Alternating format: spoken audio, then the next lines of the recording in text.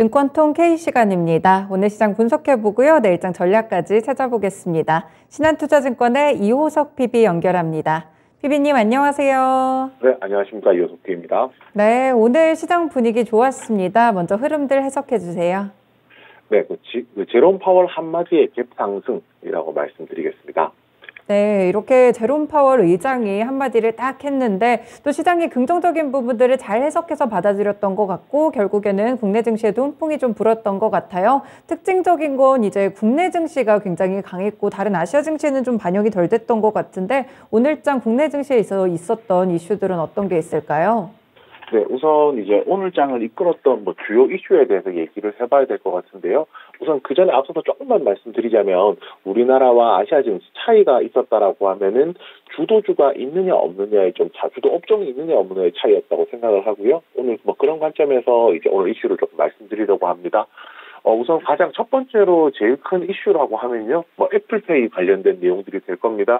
오늘 이제 애플페이가 애플에서 애플페이 한국 출시를 공식화했다라고 알려져 있고요. 커뮤니티를 저도 보다 보니까 알게 된 내용인데 애플에서 이제 애플 한국 사용자들한테 이제 메일을 보내서 애플페이 사용에 대한 이제 공식적인 입장이 나왔더라고요. 결국에는 자세한 사항은 추후에 이제 공지를 하겠다라고 했지만 지금 현재 현대카드가 거래처죠. 거래사죠. 거래사에다가 이제 NFT 관련된 단말기들을 준다든지 이런 내용들도 이미 나와 있는 상황이기 때문에 빠르면은 한 3월 초 정도 이야기가 있었습니다. 애플페이가 사실 실제로 되느냐 안 되느냐에 대한 이야기는 이제 논외로 이제 넘어간 상황이고요.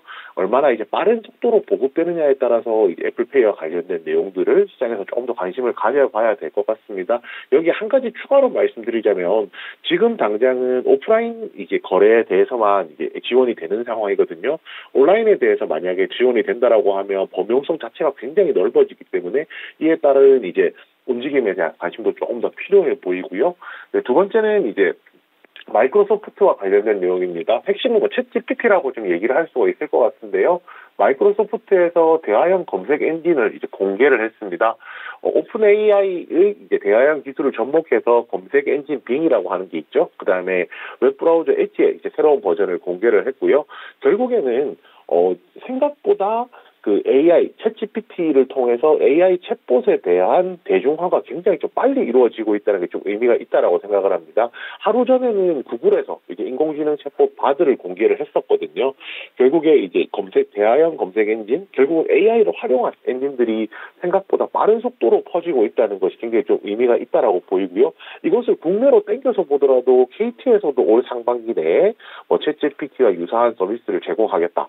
네이버 같은 경우에는 서치GPT라고 하는 AI 이제 검색 엔진을 이제 소개를 하겠다. 이런 부분들이 있었기 때문에 챗GPT 관련된 종목들이 시장에서 굉장히 많이 올랐고 여기에 대한 관심을 이제 끊어야 되느냐 아니냐라고 좀 얘기를 했을 때 생각보다 실체라고 저희가 이야기하는 대중화의 단계가 조금 더 빨리 당겨오고 있기 때문에 관심을 여전히 유지하는 것이 좋겠다라고 말씀드리겠습니다. 마지막은 이제 4분기 실적 호조 종목들이 강세라는 점 말씀드려야 될 것 같은데요. 지금 보통 역실적 장세라고 부르죠. 실적이 사실은 좋을 시기가 아님에도 불구하고 최근에 이제 4분기 실적이 잘 나오고 오히려 혹은 이제 올해 1분기 실적이 잘 나올 것이라고 기대하는 종목들이 굉장히 시장에서 좀 관심을 많이 받고 있습니다. 오늘 같은 경우에 크래프톤이라든지 아니면 GS 리테일이라든지 하는 종목들이 시장에서 좀 부각을 받은 상황이었고요. 결국에는 지금 주식이라는 것은 근본적으로 보았을 때 실적에 대한 내용들이 굉장히 좀 중요하다라고 할 수 있을 것 같습니다. 왜냐하면 주식은 기업 가치에 투자를 하는 것이고 그 기업 가치를 재변해 줄 수 있는 것은 이 회사의 실적이기 때문인데요. 여기에 플러스 알파 차이를 만드는 것이 기대감의 차이라고 할 수 있습니다. 결국에는 실적이 잘 나온 종목들이 상승한다는 부분 보았을 때 그리고 이 실적 잘 나온 종목들이 상승하는 내용의 배경에 지금 4분기에 좋았던 실적이 1분기로 올해 1분기에도 이제 그대로 이어질 것이라 연속성에 대한 부분들이 있다는 점 생각해보면 4분기 실적 호조 종목에 대한 관심도 반드시 필요해 보입니다. 네, 애플페이 이제는 되냐 안 되냐에서 확장성의 문제가 됐고요. 그리고 이제 챗봇 관련 종목들 계속 이제 IT 기업들 포함해서 국내에서도 이제 오늘 발표된 기업만 SK텔레콤도 있죠, 네이버도 있죠. 굉장히 많잖아요. 이런 부분들도 참고해 보시면 되겠습니다. 그리고 실적 시즌이라는 점 놓치지 마시고요. 그럼 내일 시장은 어떤 이슈들이 시장을 이끌게 될까요? 네, 우선 가상화폐에 대해서 좀 말씀을 드려야 될 것 같습니다. 최근에 이제 가상화폐가 가격이 상승할 것이라는 전망들이 계속 나오고 있는 상황이고요. 실제로 시장에서도 이게 가상화폐 관련된 종목들이 좀 부강을 받고 있습니다. 현재 진행형이라고 말씀을 드려야 될 것 같은데요. 결국은 가상화폐 관련주들이 이제 가격 상승이 나온다는 뭐 이런 전망들은 굉장히 좋은 내용이고, 여기에 플러스 알파 한 가지가 더 있죠. 이제 STO라고 하는 이제 증권형 토큰에 대한 얘기들도 현재 좀 나오고 있는 상황입니다. 뭐 이런 부분 보았을 때 그동안 약간 다소 이제 아무래도 성장주로 분류를 한다라고 하면, 기술주 성장주로 분류를 한다라고 하면 투자 메리트가 좀 없었던 것이 가상화폐 관련주라고 하면, 최근에는 그에 따른 투자 메리트가 조금씩 생겨나는 부분이라고 생각을 하거든요. 그래서 이제 이와 관련해서 내일 시장에서도 분명히 한번 어떻게 될 것인지에 대한 뭐 기대감도 좀 있다라고 생각을 하고 있고요.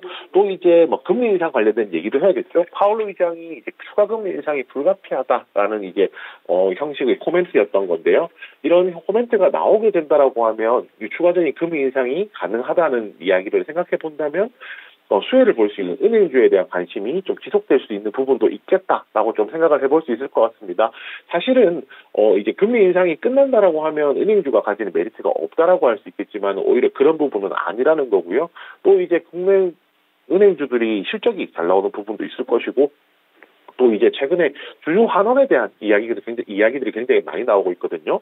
주주 환원 정책에 대한 기대감들도 존재를 하기 때문에 이 부분에 대한 관심도 좀 필요해 보입니다. 마지막으로는 비보존 제약에서 비마약성 진통제가 참상이 유효성이 입증되었다라는 내용이 나오면서 오늘 관련주들 비보존 제약, 뭐 텔콘 RF 제약, 그다음에 뭐 KPM테크, 한일진공 같은 관련주들이 상승을 했습니다. 오늘 굉장히 시세가 좀 많이 났기 때문에 이 종목들이 과연 내일도 연속성을 가질 수 있는가도 관심 가져볼 필요 있다라고 생각합니다. 세 가지 이슈들을 또 같이 정리를 해주셨습니다. 내일장 일정에 참고해 보시면 될 것 같고요. 또 주요한 이벤트들도 구체적으로 알려주세요. 네, 우선 내일 있는 대표적인 것이 있다면 꿈비라는 종목이 신규 상장을 합니다. 결국에 이제 최근의 흐름인데요.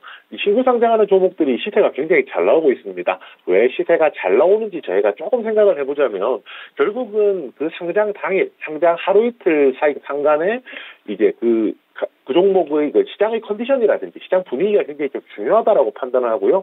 오늘 장이 좋았다는 부분 생각해 본다면 꿈비 같은 경우에 내일 신규 상장과 관련해서 아무래도 뭐 좋은 흐름도 보이지 않을까라는 좀 기대감도 가지고 있습니다.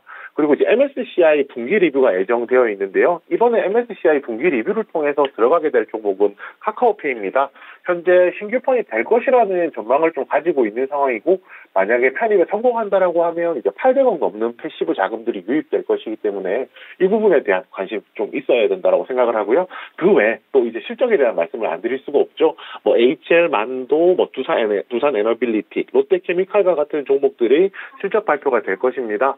그 외에도 굉장히 많은 종목들이 있는데요. 결국은 지금 최근 추세가 4분기 실적이 좋고 1분기 전망이 좋다면 해당 종목들이 실적 발표 당일에도 이제 기대감이 꺼지는 것이 아니라 기대감에 오히려 불을 붙이는 내용들이 흐름이 보인다는 점 생각해 보면 실적 발표에도 주의 깊게 보실 필요 있다라고 생각합니다. 네, 관련 이벤트들도 함께 참고해 보도록 하겠습니다. 내일장 전략 마지막으로 알려주세요. 네, 1회 1비는 금물, 방향성에 주목하자입니다. 아무래도 최근에 이번 주 한 주 사이죠. 한 주 사이에 시장이 들락날락하게 되면, 오르락내리락 하게 되면서 1위 1비하는 모습을 좀 보일 수밖에 없다라고 생각을 하는데요. 결국은 방향성을 좀 봐야 된다는 겁니다. 시장이 나아지고 있는 방향으로 가고 있기 때문에 하루하루의 시세 변동보다는 주가, 우상향하는 전체적인 흐름에 조금 주목하신다라고 하면은 투자하시는 데 있어서 멘탈을 잡는 데 있어서 굉장히 도움이 될 거라고 판단합니다.